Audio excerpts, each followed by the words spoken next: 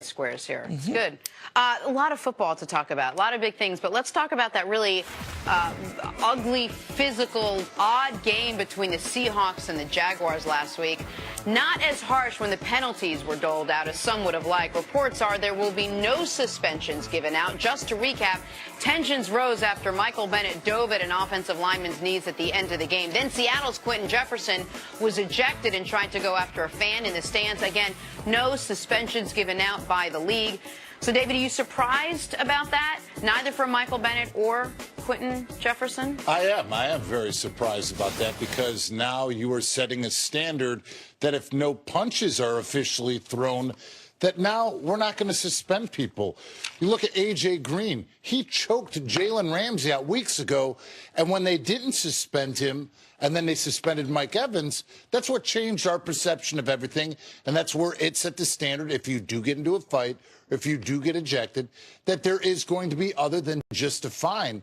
So for this to happen, number one, I'm not mad, because I realized what Micheal Bennett was doing. That's a clean play. Your offense just scored on a single play when you had Paul Richardson on the 61-yarder, on 2 plays to Tyler Lockett. So in that close of a game, you're coming to swipe for the football. Jacksonville Jaguars offensive line, that's just stupid on your part. You see that they're lined up going to tee off and try to come off on the football. That's your fault for being soft and not coming off and finishing the game.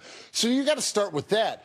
But in regards to the after part of it, you clearly see Micheal Bennett right there grab the ankle, go with the reverse single leg takedown like he's in wrestling, and then he pulls him back, and then he's on top of him while his teammates are coming to pile on. That's where the issue is the stuff after the snap. I had no issue with him going to swipe for the football, but this is completely uncalled for. This is the corner, and I don't necessarily disagree with what they did, but it's the corner the NFL painted themselves into with Rob Gronkowski. Once Rob, and maybe prior to that with Aqib Talib and Crabtree, once the standard is 1 game for that, it is hard to give Micheal Bennett 1 game for that. Now, we mentioned with Gronk that maybe he doesn't get a game if Tre'Davious White isn't concussed.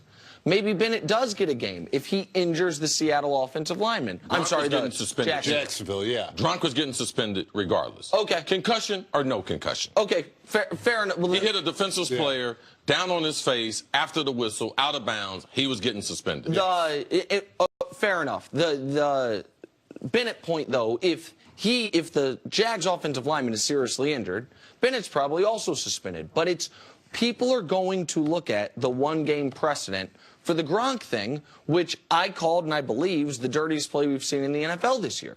Without a doubt. And so when that only got 1, but the reason that I'm not going to kill the NFL on this is it's such a short season. Gronk did have a pretty spotless record. Are you going to take away an 1/8 of his season? A 1/5 of his season by suspending him 2-3 games? Like, that's the problem. So I don't know how you did it right.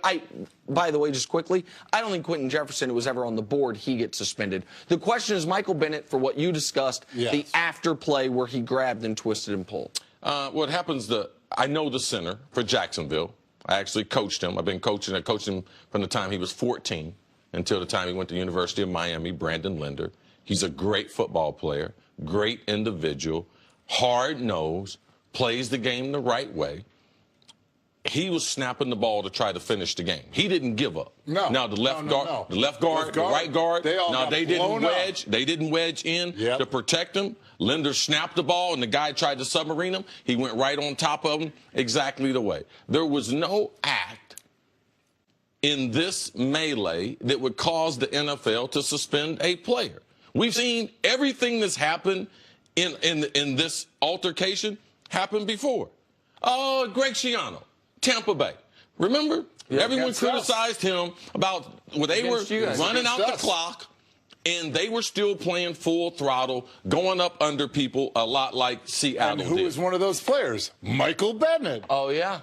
So that right there, that didn't warrant a suspension. So we do have a precedent. All right, the player leaving the field. We've had other players leave the field. Now, if he had gone in the stands, he would have gotten suspended.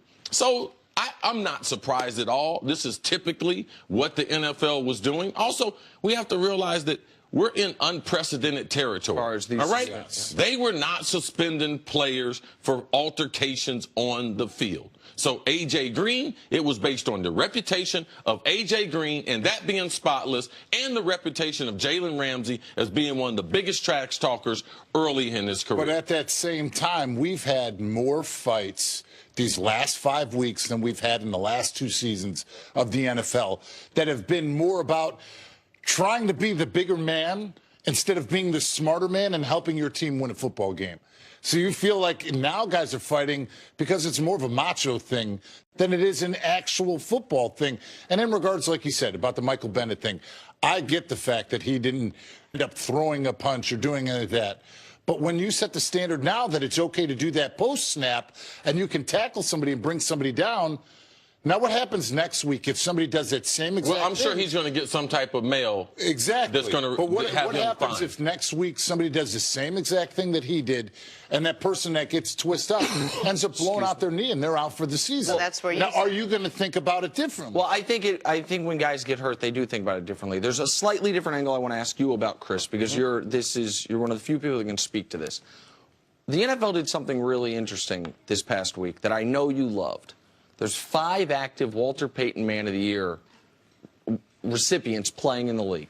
And they got special patches on their jersey. We saw Drew Brees wear it on Thursday Night Football. Yep. You won that award. It's next to the Hall of Fame, it's the thing I hear you talk about with the most pride, winning the Walter Payton Man of the Year award. I've heard a lot of people bring up that in context to what happened with Micheal Bennett. Micheal Bennett's the Seahawks nominee for Walter Payton Man of the Year. Yes, each team nominates a guy every year. Yep. You can only be nominated so many years before they take you off the list. So, okay.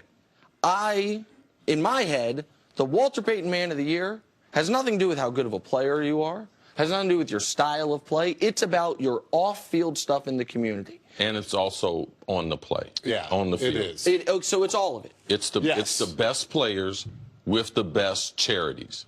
So it's the best human beings that are the best players and are making a huge impact on their community. Okay, so it's who Walter Payton was. Yes.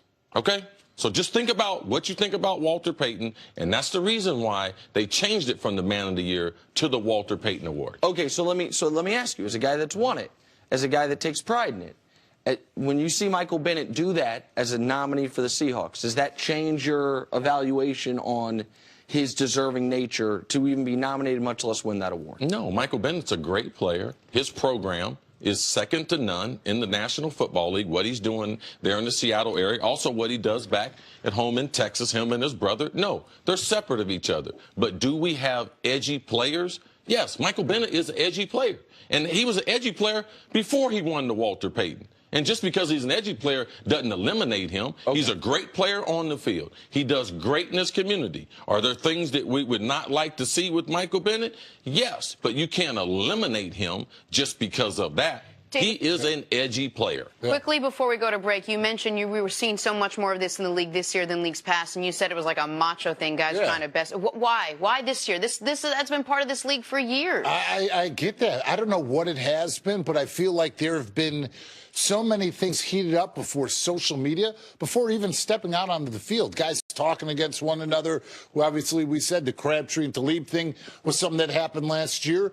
I think that at some point when you're a football player, the more experience you have, the smarter you are about making decisions about what you do on the field.